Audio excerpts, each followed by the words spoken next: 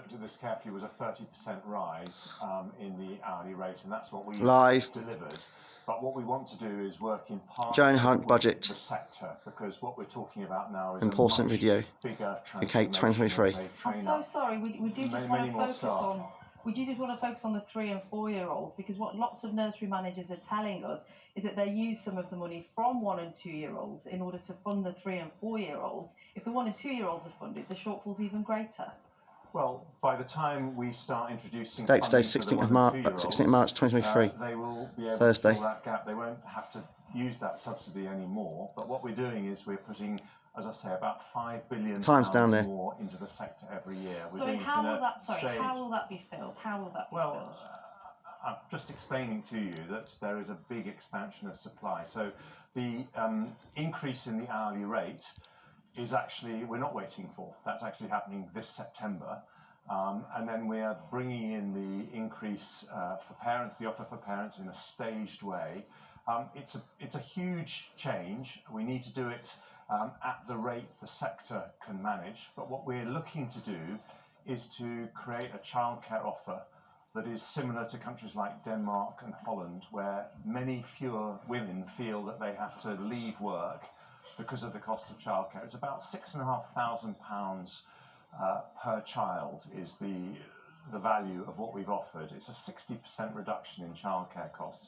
But of course we recognise that this is a very, very big change, and there are going to be many, many more parents who go back to work as a result of it, and therefore we're going to need a big expansion in the sector, and that's why we have to do it in a measured way.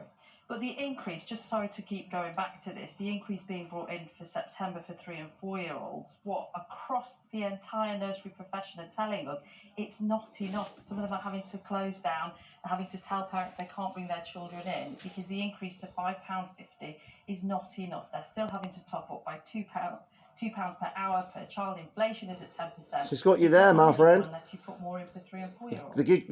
As I explained before, what the sector asked for before the budget was a 30% rise, and that's what we've delivered. But we want to engage with the sector now because this is, as I say, the biggest. You damaged the NHS. Shame on you. Shame on you. Parents who really say this is the biggest single cost that they struggle with. But it's going to mean a very, very big expansion in provision, and that's going to take time, and we will work really closely with the sector to make sure we can all manage to deal with the extra demand that is going to be coming as a result of the fact that childcare costs are going to fall by up to 60%. That's a very big change. You see, the Early Years Alliance say that you haven't consulted with them. They say that trying to ramp up 65,000 more places by 2027 without consulting with them fully is an insult to the sector, an insult to families. They say, yes, all families want affordable care, but they also want it safe and they want high quality, and this policy flies in the face of that.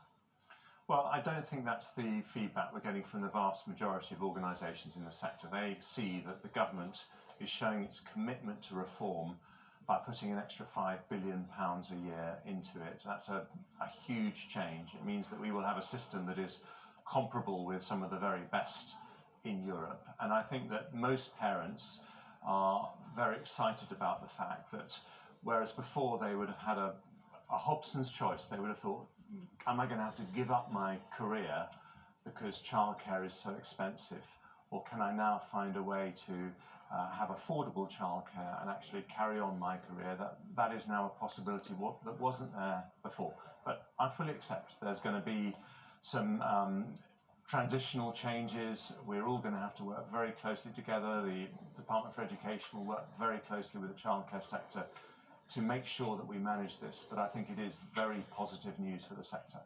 Okay, let's move on to talking about pensions and the criticisms around yesterday's announcement. So the cap on tax pay being removed for those who have more than £1 million in their pension pot, and the ability to save more annually. That's helpful, but it's helpful for the wealthiest 1% in the country. No, this is a change that is primarily driven because we have a big issue in the NHS, which is doctors reducing their hours or retiring early just at the time the NHS needs them the most. The Royal College of Surgeons say that 69% of their members have reduced their hours because of the way the pension system works, and we have a backlog of 7 million people in the NHS. By the way, this is a policy that Labour supported. Only in September, their health spokesman said the cap was crazy and it would save lives to get rid of it. He was right when he said that. We have acted. This is something that will take effect in 2 weeks' time. It will help the NHS at a moment when it most needs that support. I think most people would like to see the backlog within the NHS removed. Is there not a world in which this could be targeted for NHS consultants?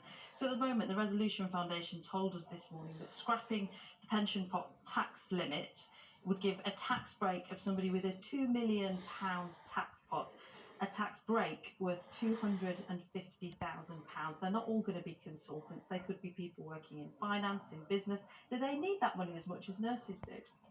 Well, we looked at all the different options. The other options, if you had a scheme that was just for doctors, it would actually be more aggressive, Nina, because what we've announced doesn't help the very wealthiest doctors. It still keeps in a limit of the amount that you can put in tax-free every year. But most importantly, it's something that we can introduce in 2 weeks' time, and we can deal with a problem. The NHS at the moment, it spends about £3 billion a year paying for locum doctors and agency nurses because of these staffing shortfalls. This will help to reduce that. It'll free up more resources. The British Medical Association, who you might imagine I'm not on their Christmas card list, they said this is potentially transformative for the NHS, and it means that doctors will not now leave the NHS because of the way pension taxes work, and I think that's a very, very important step forward for the NHS. This will be difficult to quantify, won't it? You won't know how many will stay because of that, and there's also the argument that says if you're allowed to put away much more for longer, the point at which you retire becomes more appealing. Well, that's the exact opposite of what doctors in the NHS have been saying for some time now. They are deciding not to work because they hit that pension cap, and we need them to work. It's incredibly important for the NHS to be able to tackle the backlog. Can you quantify how many senior consultants that would retain in the NHS? Yeah, Dr. Laurie, Dr. Laurie, St Peter's Hospital, for example. People, was the blood. Like the Royal College of Surgeons say that more than 2/3 of their surgeon members have cut back their hours because of these changes. This is something that will change in 2 weeks' time. So it is an immediate piece of help for the NHS to tackle this problem. And I think it's going to be very, very important in terms of tackling the backlog. It's going to help thousands of patients who I hope will now be seen more quickly. It might be particularly frustrating for people to read that people will be able to. I've heard this all before. When you the past, you lie. Salary tax-free into their pension at a time when, on average, it's being predicted. Don't trust you, Jonah Hunt. Disposable income is set to fall by 6% this year. Retaining the threshold of where it is on income tax is estimated to be for us all. We'll be losing out on about 4 pence in the pound. We are all worse off. Well, why is it that we have decided to take these difficult decisions, be responsible with public finances? It's because in the pandemic we spent about £400 billion to protect businesses and families. With the energy crisis this year and last year, we're spending over £3,000 per household on average to help people with high energy prices and other cost of living pressures. Yes, those all have to be paid for. I think it's the right thing to do to get through these difficult periods, but we have to be honest with people.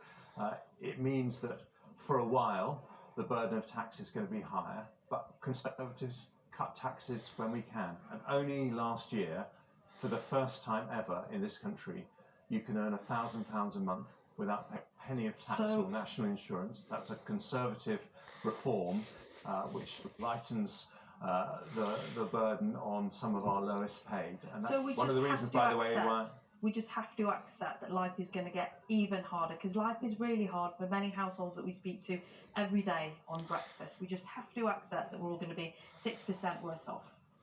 Choice I make, Nina, is to help those families, and that's why yesterday I announced I'm extending the energy price guarantee £2,500 for another 3 months. I'm freezing the increase in fuel duty. I don't trust you. I don't trust you. Don't trust your party. Sorry. Families targeted at the lowest paid. Too many lies. Too many Pinocchio lies. I think that's the right thing to do to help people through a very difficult patch. Will we get a deal today on NHS pay, finally, Chancellor? Well, I hope so. We are working really hard to try and solve these issues. We have engaged, I think, very productively with the NHS unions, and so I'm keeping my fingers crossed. Okay, we wait and see. Chancellor of the Exchequer, Jeremy Hunt, thank you for your time. Liar, I don't trust you. So there you go. The roof is out. The facts are there. If you like this video, please hit a thumbs up. Please subscribe to Mission Online Gems. Let the force be with you always. This is my friend Sparky and Jimbo on that ITF Friday feeding at the Surrey Hills Radio Station show at 3 to 5 p.m. and Digital 1500 to 1700 every Friday on the ITF Friday Surrey Hills Radio Station show, and listen to me on Lara Show every Sunday at 9 a.m. to 12 p.m. with John and Matt on the Woking Radio Station show every Sunday at 9 a.m. to 12 p.m. Hope you like this video. Whatever you think, give me a comment and let me know what you think about what you're saying. But I just don't trust the Conservative Party any longer, people. I think I can give the Labour Party a chance next year and vote for them. We'll see who does the job properly in the future. These scribes, sunshine gems, leave my web forecast. I do web forecast. That's what I usually do. And that's what you're doing. Please subscribe to Sunshine Gems. Bye.